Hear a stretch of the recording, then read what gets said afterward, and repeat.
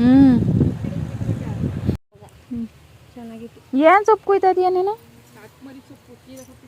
ಎಲ್ಲ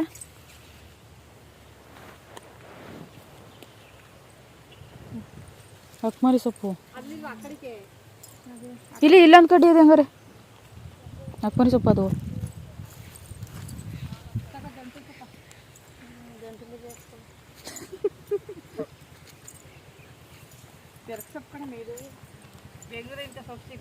ಆಂಟಿನ ನಮ್ಮ ಅವ್ವನು ಸೊಪ್ಪು ಕುಯ್ತಾವ್ರೆ, ಅಕ್ಮರಿ ಸೊಪ್ಪು ಅಂತೆ.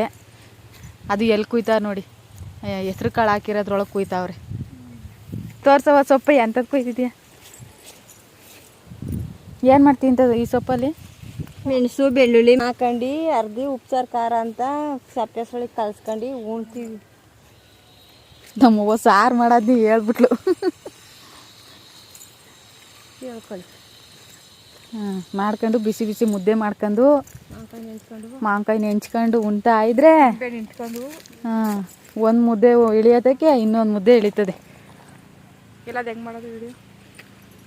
ನಮ್ಮ ಆಂಟಿ ಬಂದವ್ರು ನೋಡಿ ಬೆಂಗಳೂರಿಂದ.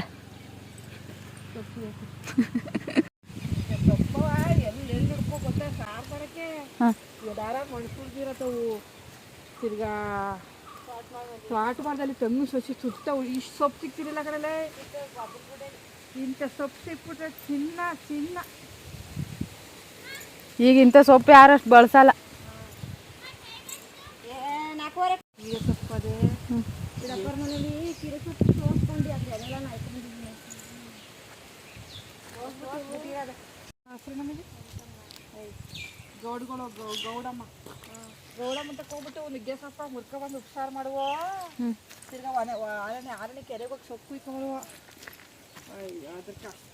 ಈ ಥರ ಸೊಪ್ಪು ಸಿಕ್ಬಿಟ್ರೆ ನೀನು ಈಗ ಬೆಂಗಳೂರಲ್ಲೇ ಬೇಕಾದ್ರೆ ದಿನಕ್ಕೆ 500 ರೂಪಾಯಿ ಮಾಡ್ಬೋದು. ಈ ಸೊಪ್ಪು ಸಿಗ್ತಾರೆ. ಮೂಟ ತಗೋದ್ರೆ ಅಲ್ಲ ಅಣ್ಣೆ ಸೊಪ್ಪು ನೋಡ್ತಿದ್ದಂಗೆ ಅಣ್ಣೆ ಸೊಪ್ಪು ಅಂತೀಯಲ್ಲ.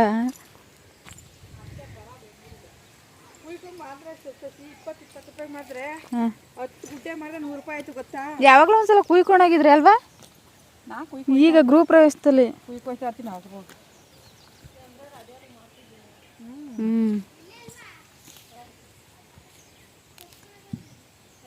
ನಮ್ಮ ಆಂಟಿ ಬೆಂಗಳೂರಿಂದ ಊರಿಗೆ ಬಂದರೆ ಬರೀ ಸೊಪ್ಪೆ. ಅವ್ರ ಕಣ್ಣಿಗೆ ಬೀಳೋದು ಬರೀ ಸೊಪ್ಪು ಅಂತಾರೆ. ಸೊಪ್ಪು ಅಂದರೆ ತುಂಬ ಇಷ್ಟ. ಬೆಂಗಳೂರಿಂದ ಬಂದರೆ ಹುಳಿ ಇವತ್ತು ಸೊಪ್ಪು ಕೊಯ್ದು ಇನ್ನೊಂದಿತ್ತಲ್ಲ ಅದು ಸಿಗಿತ್ತು ಈ ಹುಳಿ.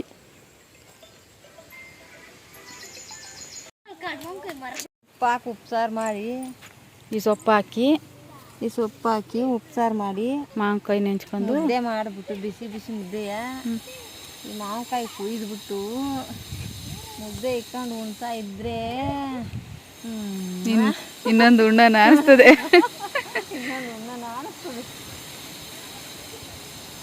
ಅಲ್ಲಿ ಕೀರ ಅಲ್ಲಿ ಅಲ್ಲಿ ಅಲ್ಲಿ ಅಲ್ಲಿ ನೋಡಿದ್ಲಿಲ್ವಾ?